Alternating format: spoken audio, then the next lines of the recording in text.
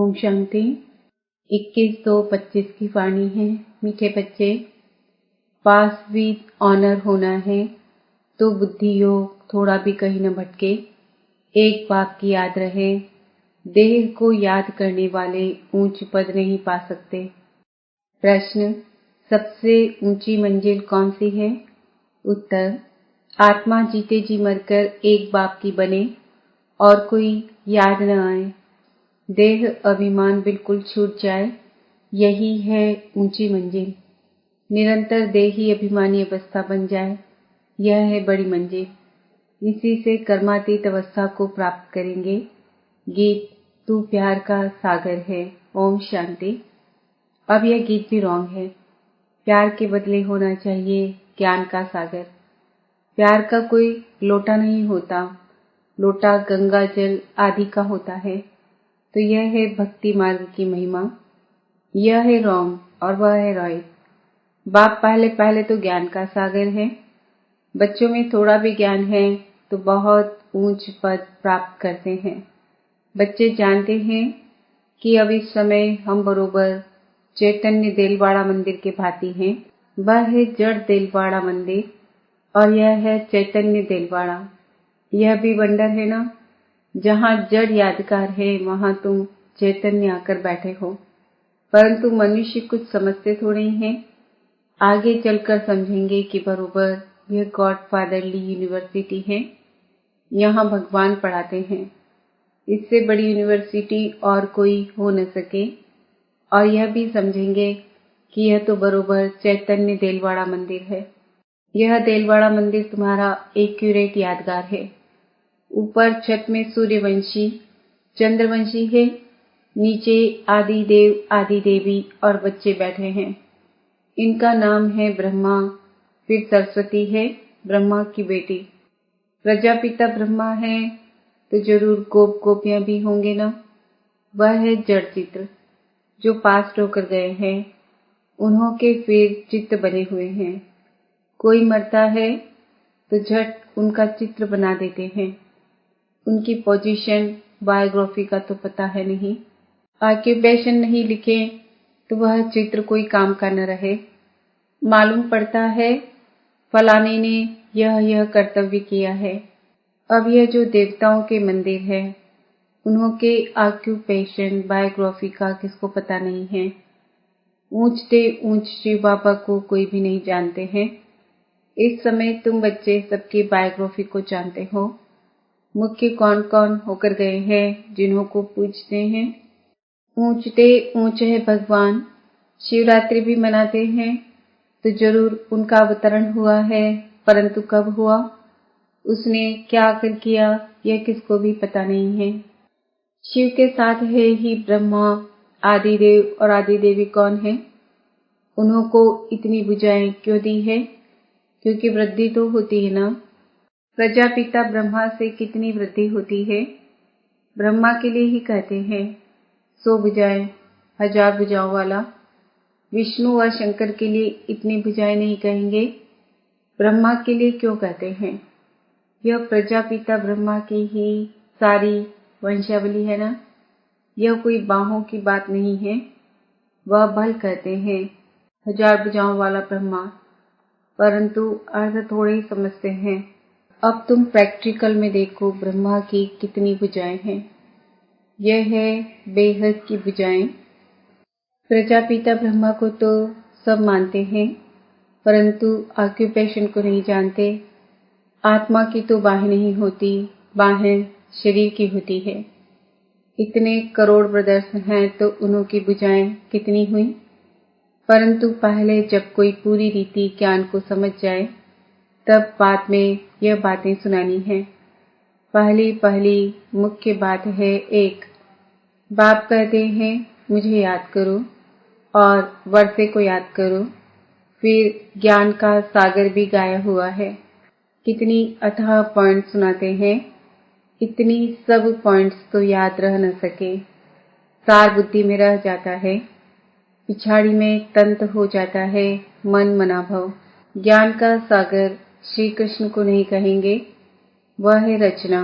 रचता एक ही बाप है। बाप ही सबको बरसा देंगे, घर ले जाएंगे। बाप का तथा आत्माओं का घर है ही साइलेंसो। विष्णुपुरी को बाप का घर नहीं कहेंगे, घर है मूल वतन, जहाँ आत्माएं रहती है। यह सब बातें सेंसिबल बच्चे ही धारण कर सकते हैं। इतना सारा ज्ञान कोई की बुद्धि में याद रह न सके, न इतने कागज लिख सकते हैं। यह मूर्तियां भी सबकी सब इकट्ठी करती जाएं तो इस सारे हॉल से भी जास्ती हो जाए। उस पढ़ाई में भी कितने ढेर किताब होते हैं। इम्तिहान पास कर लिया फिर तंत्र बुद्धि में बैठ जाता है। बैरिस्टरी का इम्तिहान पास कर लिया, एक जन्म के लिए अल्पकाल सुख मिल जाता है। वह है विनाशी कमाई। तुमको तो यह बाप अविनाशी कमाई कराते हैं भविष्य के लिए। बाकी जो भी गुरु गोसाई आदि है, वह सब विनाशी कमाई कराते हैं। विनाश के नजदीक आते जाते हैं, कमाई कम होती जाती है। तुम कहेंगे कमाई तो बढ़ती जाती है, परंतु नहीं, यह तो सब खत्म हो जाना है। आगे राजाओं आदि की कमाई चलती थी, अभी तो वे भी नहीं है। तुम्हारी कमाई तो कितना समय चलती है। तुम जानते हो यह बना बनाया ड्रामा है, जिसको दुनिया में कोई नहीं जानते हैं। तुम्हारे में भी नंबरवार है जिनको धारणा होती है। कहीं तो बिल्कुल कुछ भी समझा नहीं सकते हैं। कोई कहते हैं हम मित्र संबंधियों आदि को समझाते हैं, वह भी तो अल्पकाल हुआ ना। औरों को प्रदर्शनी आदि क्यों नहीं समझाते। पूरी धारणा नहीं है। अपने को मियाँ मिट्टू तो नहीं समझना है ना। सर्विस का शौक है तो जो अच्छी रीति समझाते हैं उनका सुनना चाहिए। बाप ऊंच पद प्राप्त कराने आए हैं तो पुरुषार्थ करना चाहिए ना, परंतु तकदीर में नहीं है तो श्रीमत भी नहीं मानते, फिर पद भ्रष्ट हो जाता है। ड्रामा प्लान अनुसार राजधानी स्थापन हो रही है, उसमें तो सब प्रकार के चाहिए ना। बच्चे समझ सकते हैं कोई अच्छी प्रजा बनने वाले हैं, कोई कम। बाप कहते हैं हम तुमको राजयोग सिखलाने आया हूँ। देलवाड़ा मंदिर में राजाओं के चित्र है ना, जो पूज्य बनते हैं वही फिर पुजारी बनते हैं। राजा रानी का मर्तबा तो ऊंच है ना, फिर वाम मार्ग में आते हैं तब भी राजाई अथवा बड़े बड़े साहूकार तो हैं। जगन्नाथ के मंदिर में सबको ताज दिखाया है, प्रजा को तो ताज नहीं होगा। ताज वाले राजाएं भी विकार में दिखाते हैं। सुख संपत्ति तो उन्हों को बहुत होगी, संपत्ति कम जास्ती तो होती है। हीरे के महल और चांदी के महलों में फर्क तो होता है।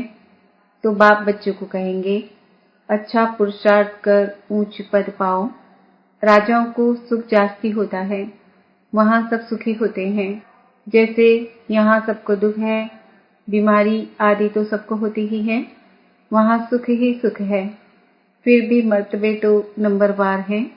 बाप सदैव कहते हैं पुरुषार्थ करते रहो, सुस्त मत बनो। पुरुषार्थ से समझा जाता है ड्रामा अनुसार इनकी सदगति इस प्रकार इतनी ही होती है। बाप कहते हैं हम तुमको राजयोग सिखलाने आया हूँ। देलवाड़ा मंदिर में राजाओं के चित्र है ना, जो पूज्य बनते हैं वही फिर पुजारी बनते हैं।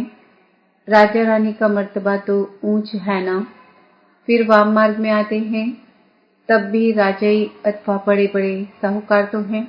जगन्नाथ के मंदिर में सबको ताज दिखाया है, प्रजा को तो ताज नहीं होगा। ताज वाले राजाई भी विकार में दिखाते हैं। सुख संपत्ति तो उन्हों को बहुत होगी, संपत्ति कम जास्ती तो होती है। हीरे के महल और चांदी के महलों में फर्क तो होता है। तो बाप बच्चों को कहेंगे अच्छा पुरुषार्थ कर ऊंच पद पाओ। राजाओं को सुख जास्ती होता है, वहां सब सुखी होते हैं। जैसे यहाँ सबको दुख है, बीमारी आदि तो सबको होती ही है, वहां सुख ही सुख है। फिर भी मर्तबे तो नंबरवार हैं। बाप सदैव कहते हैं पुरुषार्थ करते रहो, सुस्त मत बनो। पुरुषार्थ से समझा जाता है ड्रामा अनुसार इनकी सदगति इस प्रकार इतनी ही होती है। अपनी सद्गति के लिए श्रीमत पर चलना है। टीचर की मत पर स्टूडेंट न चले तो कोई काम के नहीं। नंबरवार पुरुषार्थ अनुसार तो सब हैं। अगर कोई कहते हैं कि हम यह नहीं कर सकेंगे तो बाकी क्या सीखेंगे। सीख कर होशियार होना चाहिए। जो कोई भी कहे यह समझाते तो बहुत अच्छा है, परंतु आत्मा जीते जी मरकर एक बाप की बने और कोई याद न आए, देह अभिमान छूट जाए, यह है ऊंची मंजिल। सब कुछ भूलना है, पूरी देही अभिमानी अवस्था बन जाए, यह बड़ी मंजिल है। वहाँ आत्माएं हैं ही अशरीरी, फिर यहाँ आकर देह धारण करती है। अब फिर यहाँ इस देह में होते हुए अपने को अशरीरी समझना है। यह मेहनत बड़ी भारी है। अपने को आत्मा समझ कर्मातीत अवस्था में रहना है। सर्प को भी अक्ल है ना, पुरानी खाल छोड़ देते हैं तो तुमको देह अभिमान से कितना निकलना है। मूल वतन में तो तुम हो ही देही अभिमानी, यहाँ देह में होते अपने को आत्मा समझना है। देह अभिमान टूट जाना चाहिए। कितना भारी इम्तिहान है, भगवान को खुद आकर पढ़ाना पड़ता है।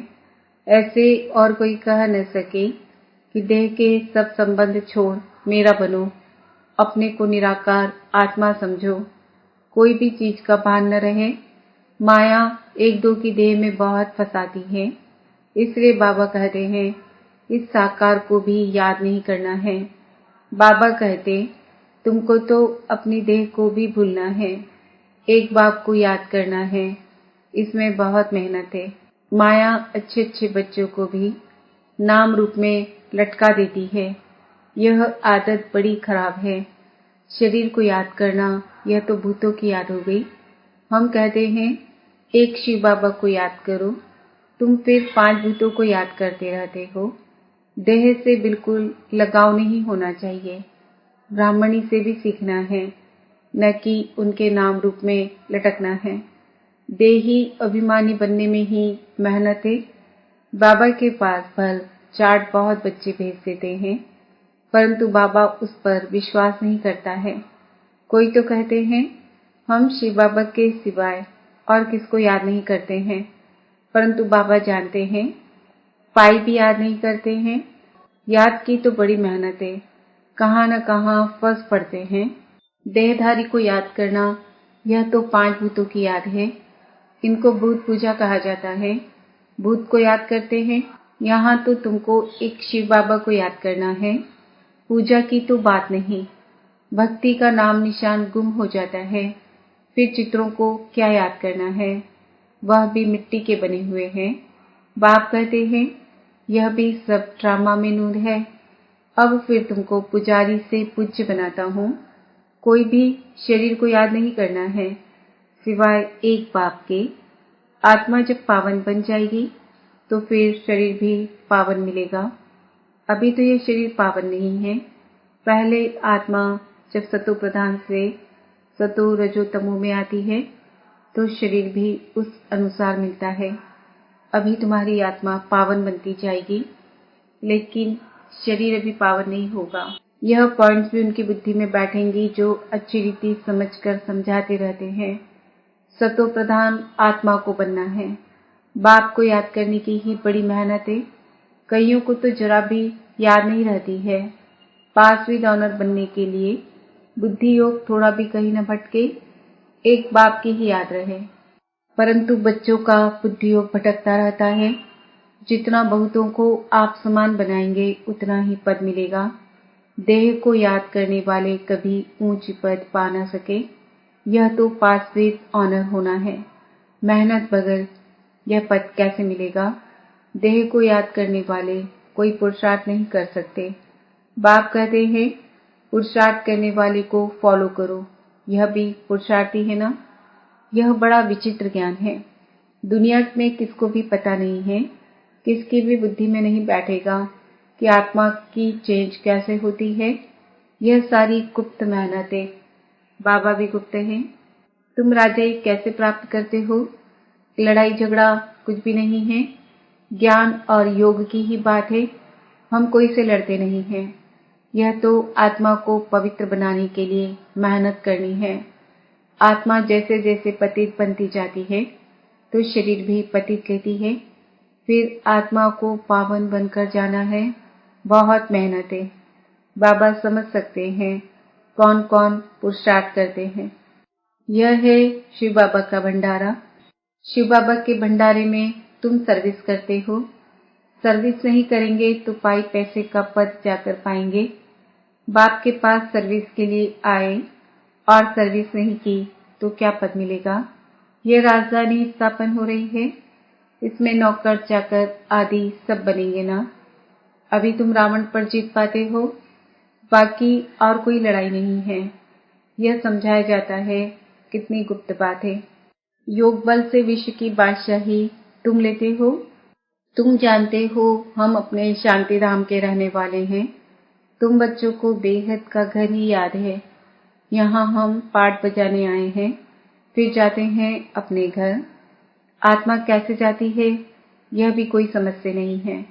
ड्रामा प्लान अनुसार आत्माओं को आना ही है। अच्छा, मीठे मीठे सिकिलते बच्चों प्रति माता पिता बाप दादा का याद प्यार और गुड मॉर्निंग। रूहानी बाप की रूहानी बच्चों को नमस्ते। हम रूहानी बच्चों की रूहानी माता पिता बाप दादा को याद प्यार गुड मॉर्निंग नमस्ते ओम शांति। धारणा के लिए मुख्य सार, किसी भी देहधारी से लगाव नहीं रखना है। शरीर को याद करना भी भूतों को याद करना है, इसलिए किसी के नाम रूप में नहीं लटकना है। अपनी देह को भी भूलना है। भविष्य के लिए अविनाशी कमाई जमा करनी है। सेंसिबल बन ज्ञान की पॉइंट्स को बुद्धि में धारण करना है। जो बाप ने समझाया है वह समझकर दूसरों को सुनाना है। वरदान, कल्प कल्प के विजय की स्मृति के आधार पर माया दुश्मन का आह्वान करने वाले महावीर विजयी भव।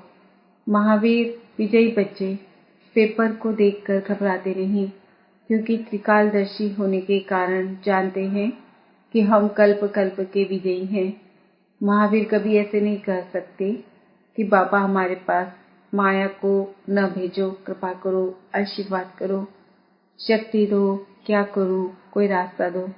यह भी कमजोरी है। महावीर तो दुश्मन का आह्वान करते हैं कि आओ और हम विजयी बने। स्लोगन, समय की सूचना है, समान बनो, संपन्न बनो।